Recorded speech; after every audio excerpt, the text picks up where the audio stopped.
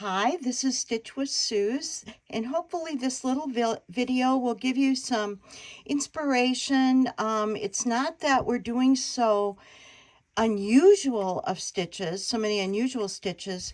We're just doing some stitches to embellish an already created design that was done in a Certi Batik process, then scanned, and I was able to print fabric. So I just want to get my thread threaded. I am using a 6-ply now, and I'll tell you when I change it. This is really the start of all of this, where you saw I was doing a lot of what I call the Kantha stitch or running embroidery stitch. I use a lot of flat stitches, but because I also use this book, which is in the kit. I'm going to turn this just a little bit. I see a shadow. There we go. This is where I refer to a lot of the stitches we're using. Now, the very first thing we did on this, and I did it live, was the Kantha or running embroidery around the face. And then I did what we call a filler stitch, and that's called an interlocking stitch. Now, the interlocking stitch is on page 36, and the Kantha running stitch or running embroidery stitch is on page 46. So let's just kind of show you, and I want to show you on white because it can give you a better, a better contrast. So when I start this, I use the line of the Certi Batik. So here's the simple running stitch. You start by a little knot, okay, little knot. Then I just go down, I think about 1/4 inch. I tend to go up and down about the same, but you'll see on certain videos you can really do what you want. If you want more stitch to show, obviously you will have a broader stitch. So that's basically a Kantha. And I'm going to keep going here because I want to show you on the interlacing stitches, it just goes in and out, and I call that filler stitching. So I'm going to take this out.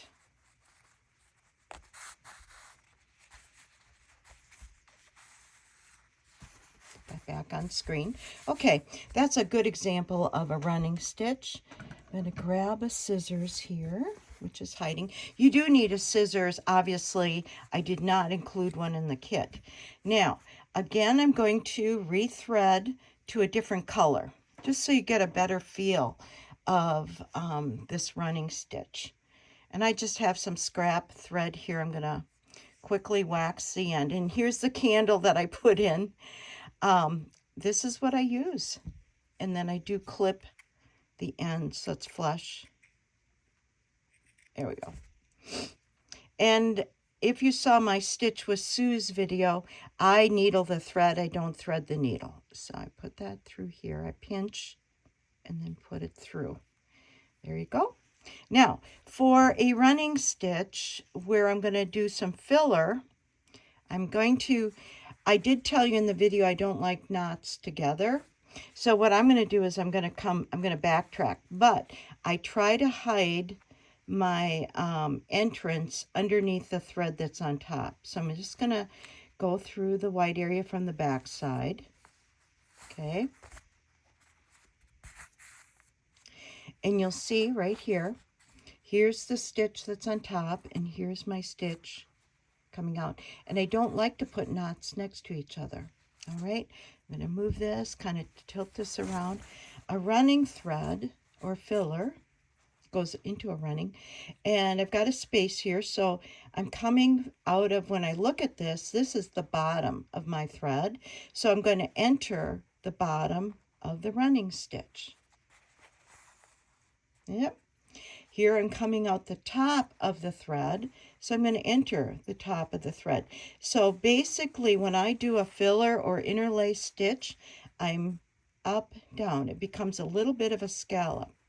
Now I'm also going to show you, sometimes what happens is if you use the pointed end, you get it caught. So a lot of places will use the back end of the needle and go through because it's not pointy, and down. very quick view of the filler thread. And as you can see, that's the same combination, whoops, I used here. In, out, in, out. Okay, so I'm going to cut this off. And usually when you're coming around, I would come and I would insert my needle right where I started. So it's a very clean line. So right now I'm just going to put this down through and cut it off, and we'll go on to our next stitch. Okay. Now our next stitch we talked about on the very beginning was the Colonial knot. The Colonial knot is on page 16 of our book. Now with the Colonial knot, again, what we do is we tie a little knot at the end. It's a stopper for us. I am using 6, so it's going to be bulky. And we're going to start from the back side of wherever you want this knot. I did the Colonial knots along the top. And I haven't finished it yet, but I'm going to be doing Colonial knots on all of them. All right? So here we go.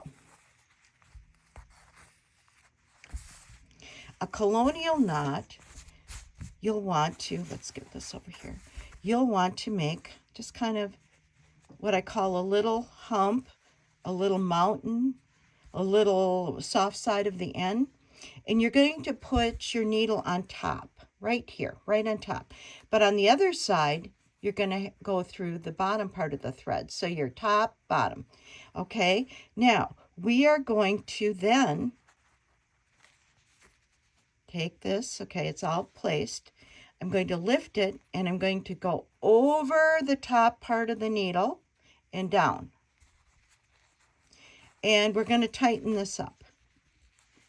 And then I'm going to put the needle almost to where I exited the fabric, right next to each other. And I'm going to go through this Colonial knot very slowly. And that's the other thing. When you're doing knots or any embellishing, you are going to work slow. See that?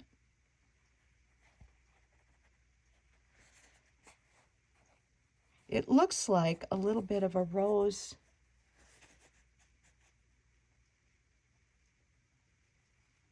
Just a little twist right there. So let's just do another one as a review. I'm going to come up from the bottom wherever I want the knot to be. And it's important about where you have the needle and where you have the thread. Again, we're going to do our little loop. The needle will go on top. I've got a bit of a head cold, so you're going to hear sniffs and clearing of the throat and probably blowing the nose. Okay, so I'm on top of the thread here, but I'm going to slide the thread underneath over there. All right? Now we're going to pull down a bit because we're on the needle. And then we're going to take our thread and we're going to bring it up and we're going to go over the needle. Okay? Over on top of it, slide it under, and we're going to just tighten it up a bit. Okay? That's really important when making the knots. Now don't make it so tight you can't get the needle through. So then we slide this needle back a little bit, holding the thread in place, and we put our needle back in real close to where we exited, and then gently pull your needle and thread through.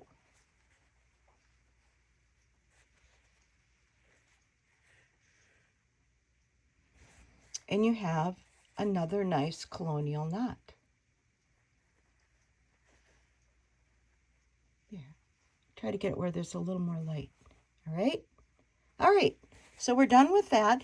And what I also do is when I'm doing Colonial knots next to each other, I don't end them. I just have enough thread so I can do a series of them.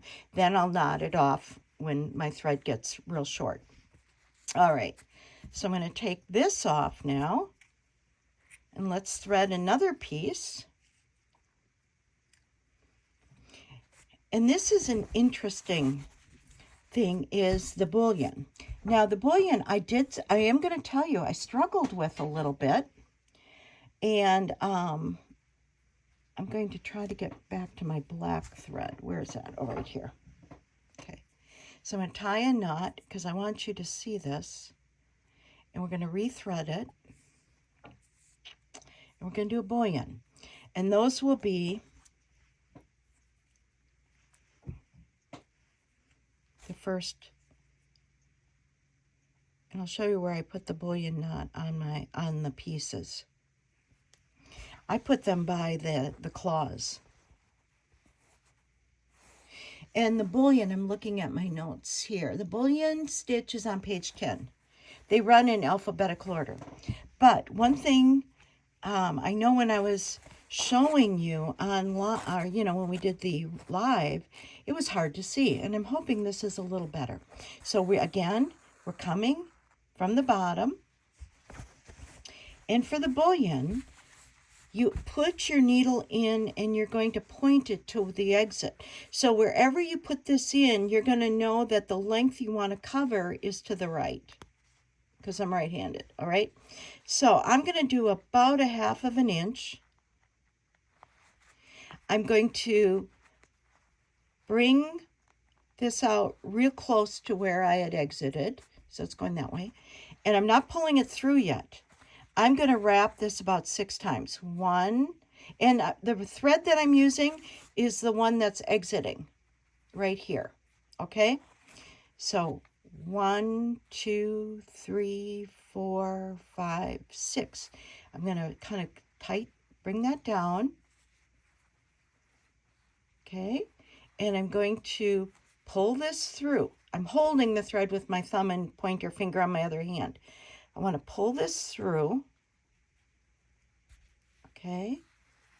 And I'm going to pull this until I have almost all the slack out of it. See that?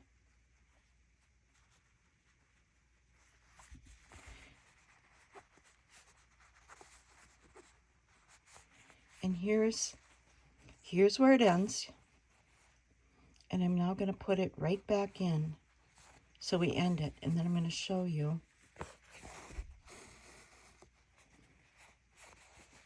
There's your bullion. And it's not connected.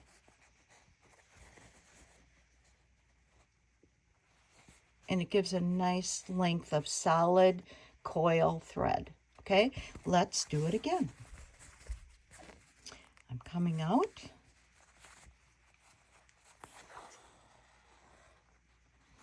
I'm going to do about the same length again. Go in and I come toward to where I had exited from the beginning. Okay, I'm not pulling it through yet, but I'm going to do 6. 1, and I take the thread right as it's by the needle and I go over the thread. 1, or over the needle. 2, 3, 4, 5, 6. I'm holding the thread, and this is how I do it. Hold the thread with my pointer and thumb, and I'm pulling this thread through the coil. I'm going to kind of straighten my fabric now, get the slack,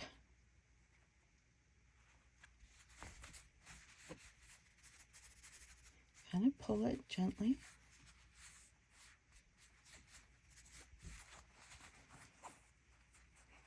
And you can tell this is a little tighter.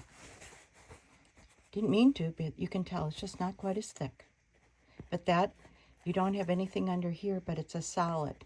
So you see this in a lot of places. I'm using it here as my, on the claws of the owl. So I'm going to close now because we're now into 14 minutes, and then I'll come back with another part 2 for more stitches.